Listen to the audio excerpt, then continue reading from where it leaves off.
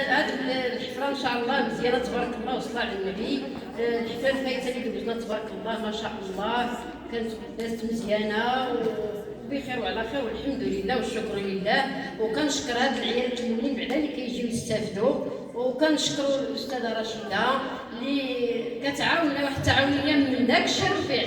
حنا ما عارفين والو، راه ما فهمنا حتى حاجه، ولكن الحمد لله جينا لهذا الجديد الكبير وحفظنا مزيان وتعلمنا واستفدنا. حنا كنشكروها بزاف، كنعطيوها التحيه لنا وكتعطينا واحد الفهم، واخا ما نكونوش فاهمين يعني كنفهموا بالسيف علينا. الا كتشرح لينا من قلبها الصافي راه من الصبع الكبير انا كنحس بها كتشرح، كتعطي واحد الشيء باش بنادم يفهم.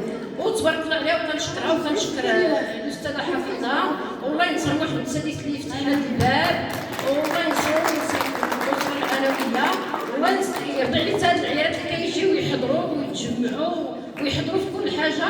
وجزاكم الله خيركم وشكرا للاستاذه رشيده، وكنعطيها التحيه بزاف وما ينجحوا ليها. كنشكر هاد الزميله ديال بنتها تبارك الله اللي وقفات كتصور، واللي دار شي حاجه كاع الله يقبل العمل ديالو، الطيابه واللي عمراتها واللي وقف واللي جا واللي دار كاع شي حاجه الله يقبل العمل ديالو. شكرا بزاف. والناس ربي هذا في حياتنا نعاود ليه هذه السيده ربي العمر يمشى خصاح يمشى خدمان هنا يمشى خيتي عيري كلشي تقراني هذا عقبالي بان ان شاء الله. وشكرا.